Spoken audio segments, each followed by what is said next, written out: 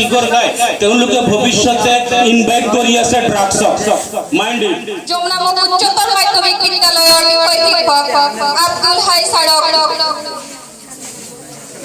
তেওঁৰ বহুমূলীয়া দুআষাৰ বক্তব্য আগবঢ়াবলৈ মই অনুৰোধ জনালোঁ।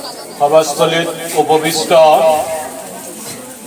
আমন্ত্ৰিত অতিথি মোৰ বন্ধু আমাৰ ফাৰ্মাৰ চেয়াৰম্যান বিজয় কৃষ্ণ দাস ডাঙৰিয়া, সভাস্থলীত উপবিষ্ট আমাৰ এই বিদ্যালয়েৰ শিক্ষাগুৰুসকল, আমাৰ কৃতি ছাত্ৰৰ অভিভাৱকসকল, কৃতি ছাত্ৰসকল আৰু মৰমৰ ছাত্ৰ ছাত্ৰীসকল। এতিয়া মই বিশেষকৈ আমাৰ উপস্থিত হোৱা ছাত্ৰ ছাত্ৰীসকলক কওঁ, মোৰ কথাবোৰ নুশুনিলে কিন্তু মই নকওঁ। মই এই বস্তুটো ক্লাছতে হোক যদি নুশুনে মই নকওঁ, কাৰণ আজি যে আমাৰ এই অনুষ্ঠানটো আয়োজিত কৰা হৈছে ইয়াত মহান এটা উদ্দেশ্য আছে। অকল যে এই তিনিজনক যে উৎসাহিত কৰিবৰ কাৰণে আজিৰ এই অনুষ্ঠানটো আয়োজিত কৰিছে সেইটো নহয়, তাৰ লগতে তেওঁলোকক উৎসাহিত কৰাৰ লগে লগে যাতে আমাৰ অন্যান্য যি ছাত্ৰ ছাত্ৰীসকল আছে তেওঁলোকে যাতে ইয়াৰ দ্বাৰা উপকৃত হয়, মহান উদ্দেশ্য এটা। সেইকাৰণে মই ছাত্ৰ ছাত্ৰীসকলৰ প্ৰতি বিশেষ আহ্বান কৰিম যাতে কথাবোৰ শুনে, আৰু শুনাৰ পিছত মই ভাবোঁ 10% হ'লেও তেওঁলোকৰ লাভ হ'ব। সেইকাৰণে শুনিব, মই বেছি দীঘলীয়া। তো প্ৰথমে মই আমাৰ 2022 চনৰ যি ইণ্ডিয়া লেভেলত যি নেট এক্সাম হৈছে তাত 3জন ছাত্ৰই শিক্ষাৰ্থীৰে উত্তীৰ্ণ হোৱা প্ৰথমে মই তেওঁলোকৰ আন্তৰিক ধন্যবাদ জ্ঞাপন কৰিছোঁ।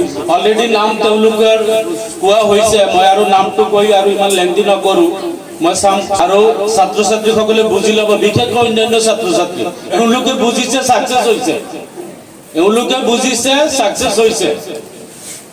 দ্বিতীয়তে মই কৃতজ্ঞতা অভিনন্দন জ্ঞাপন কৰিম আমাৰ অভিভাৱকসকল, আৰু তৃতীয়তে আমাৰ কাৰিকৰ মানুহ গঢ়া স্কুল হৈছে ইণ্ডাষ্ট্ৰী আৰু শিক্ষক হৈছে কাৰিকৰ, তেওঁলোকক মই ধন্যবাদ জ্ঞাপন কৰিম। এতিয়া মই চমুকৈ বুজি ল'বা, চমুকৈ সকলো ছাত্ৰ ছাত্ৰীৰ অন্যান্য কথা বহুত কোৱা হৈছে, মূল্যৱান কথা কৈছে, প্ৰত্যেক ব্যক্তিৰ লগত মিলিব। সি লাগিলে টিচাৰ হওক, ষ্টুডেণ্ট হওক, এই তিনিজন হওক, আমাৰ যিসকল সৰু সৰু ছাত্ৰ ছাত্ৰী আছে সকলোৰ উপকৃত হ'ব। যিকেইটা কথাৰ বাদে, যিকেইটা বিষয়বস্তুৰ বাদে আমি ছাকচেছ হ'ব জেনেৰেলি নোৱাৰো। প্ৰথমটো হৈছে চবৰ লগত মিলিব, এটা ইঞ্জিনিয়াৰৰ লগত মিলিব, ডক্টৰৰ লগত মিলিব, দোকানীৰ লগত মিলিব, টিচাৰৰ লগত মিলিব। এই কথাটো ফাৰ্ষ্ট হৈছে যে মনোযোগ আৰু আগ্ৰহ, attention and interest, which is very important. এতিয়া কওঁ, মই উদাহৰণ সহকাৰে বুজাওঁ, যিহেতু আমাৰ সৰু সৰু ছাত্ৰ ছাত্ৰী আছে, মই যদি অলপ হাই ৰেংকৰ ভাষাবোৰ কওঁ, লেংগুৱেজবোৰ কওঁ, তেওঁলোকে বুজি নাপাব। উদাহৰণস্বৰূপে চাইকেল চলালে যদি মনোযোগ নিদিয়া এক্সিডেণ্ট হোৱাৰ সম্ভাৱনা আছে, হয় কি নহয়? সেইকাৰণে মনোযোগটো ভেৰি ইম্পৰ্টেণ্ট। এটেনশ্যন, ইণ্টাৰেষ্ট, মনোযোগ আৰু আগ্ৰহ। এতিয়া কোনোবাই যদি মোক কয় ছাৰ মনোযোগ কেনেকৈ দিয়ে, এনেকুৱা কুৱেশ্যন কৰে, মই কওঁ সেইসকল ছাত্ৰ ছাত্ৰী টিভি মোবাইল চাওঁতে যেনেকুৱা মনোযোগ দিয়ে তেনেকুৱা, দেট ইজ কল মনোযোগ। আমাৰ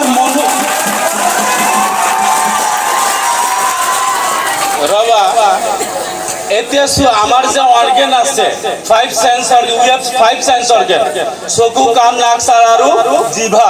এই 5টা অৰ্গেনে যি বিষয়বস্তু লৈ বহিম তাতে সিহঁতে পুৰা এক্টিভ হৈ থাকিব লাগিব।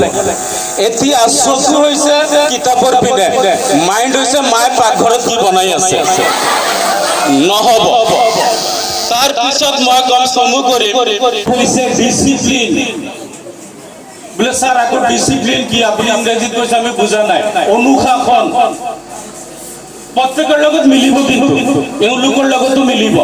বোলে কেনেকুৱা, ৰাতিপুৱা কেইটাত উঠিব, কেইটাত ব্ৰেকফাষ্ট কৰিব, কেইটা ব্ৰাছ কৰিব, কেইটাত স্কুললৈ আহিব, কিমান টাইম পঢ়িব, মোবাইল চাব, টিভি চাব, শুব, খেলিব, এভৰিথিং শুড বি চিষ্টেমেটিক ৱে।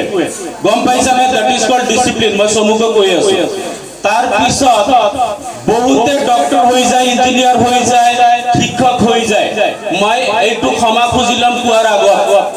এতিয়া ডক্টৰ কিমান ভাল লাগে শুনি, ইঞ্জিনিয়াৰ কিমান ভাল লাগে, টিচাৰ কিমান ভাল লাগে, দোকানী ভাল লাগে, কিন্তু আজিকালি যিমান শিক্ষিত হৈ গৈ আছে পৰিতাপৰ কথা, সৰি ফৰ দেট, আমাৰ নৈতিকতাৰ স্খলন হৈ আছে, মৰেলিটি স্খলন হৈ আছে, ভেলুজ আমাৰ পৰা নাইকিয়া হৈ আছে, সৎ মানুহৰ অভাৱ হৈ আছে, সাতজনে মিলি এজনক পিটি আছে, হিউমেনিটি নাইয়ে। সেইকাৰণে যিয়ে নহওক আমি we should be a perfect men. নৈতিকতা থাকিব লাগিব, সঠিক নৈতিকতা, ভাল বেয়া, উচিত অনুচিত, ন্যায় অন্যায়, সৎ অসৎ, পাপ পুণ্য, এইবোৰ আমি বিচাৰ কৰিব লাগিব। এতিয়া বহুতে আছে বিচাৰ কৰিব পাৰে, ইয়াতে মদৰ গ্লাছ এটা আছে, গাখীৰৰ গ্লাছ এটা আছে, আমি সবে সৰু বাচ্চা এটা ক'ব মদটো বেয়া, গাখীৰটো ভাল, কিন্তু কথা হৈছে যে বহুতে তাৰ ভিতৰৰ পৰা মদৰ গ্লাছটো লৈ লয়, তাৰমানে বুজি পায় what is right and what is ৰং, বুজি পালে নহ'ব। সেইমতে আমি প্ৰেক্টিকেলি কি কৰিব লাগিব, ভালখিনি গ্ৰহণ কৰিব লাগিব আৰু কি বেয়াখিনি ত্যাগ কৰিব লাগিব। আৰু এটা হৈছে যে স্বাস্থ্য। এতিয়া যদি মোক কোনোবাই কুৱেশ্যন কৰে যে কোন সুখী আপুনি কওকচোন, those person are physically fit, তেৱে সুখী।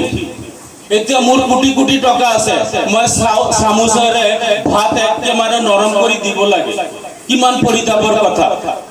এই কাৰণে স্বাস্থ্যৰ প্ৰতি সচেতন হ'ব, আমাৰ হেল্থৰ প্ৰতি ছাত্ৰ ছাত্ৰীসকলে সচেতন হ'ব। পৰিতাপৰ কথা, আমাৰ স্কুলত ইয়াত আমি আছো, বেলেগ কোনো নাই, we are the big family. আমাৰ ছাত্ৰ ছাত্ৰীসকলে আজিকালি এটা অভ্যাস হৈছে শিখৰ খায়, ভেৰি ডেঞ্জাৰাছ, ভেৰি ডেঞ্জাৰাছ। আৰু যিসকলে এই ছাত্ৰ অৱস্থাত 8, 9, 10ত খাব, কেতিয়াও নাখাব, ক্ষতি কৰে। এনে মই কওঁ ছাত্ৰ ছাত্ৰীসকলক সচেতন কৰাৰ কাৰণে কওঁ, আমি চবে চাওঁ যে আমাক যাতে ইয়াং দেখা যায়। এনেকুৱা কোনোবা আছে নেকি নাই মোক বুঢ়া দেখা যাব লাগে, এনেকুৱাতো কোনো নাই। এতিয়া যিসকলে কণ্টিনিউ শিখৰ খায়, তেওঁলোকৰ যেতিয়া বয়স হ'ব 25, তেওঁলোকক দেখা যাব 55। Mind it. সেইকাৰণে বিশেষকৈ ছাত্ৰ ছাত্ৰীসকলে এইবোৰ নকৰিব। লাষ্ট মই দীঘলীয়া নকৰোঁ, মানে আমাৰ এইটো হৈছে যে ইণ্ডাষ্ট্ৰি, অলপ আগত কৈছোঁ, শিক্ষক always try to maintain a good relationship with year teacher. মনত ৰাখিবা, এতিয়া টিচাৰে যি কয় প্ৰথমে টিচাৰক ভাল পাব লাগিব, কাৰণ যদি টিচাৰক ভাল নাপায় তেওঁৰ ভাল কথাখিনিও বেয়া লাগিব। সেইকাৰণে প্ৰথমে আমি ভাল পাব লাগিব, শ্ৰদ্ধা ভক্তি কৰিব লাগিব, আৰু that respect should come from the bottom of our heart. Artificial শ্ৰদ্ধা কৰি লাভ নাই, দেখিলে নমস্কাৰ, পিছত মনে মনে টিচাৰ নামত কিবা কোৱা, তেনেকুৱা নহয়। শ্ৰদ্ধাটো আমাৰ অন্তৰৰ পৰা আহিব লাগিব। নেক্সট টু পেৰেণ্টছ, শিক্ষক হৈছে নেক্সট টু পেৰেণ্টছ। মাক বাপেকে আমাক জন্ম দিয়ে, শিক্ষকসকলে কষ্ট কৰি আমাৰ জীৱন গঢ় দি তোলে, সেইকাৰণে সদায় শিক্ষকক ৰেচপেক্ট কৰিবা।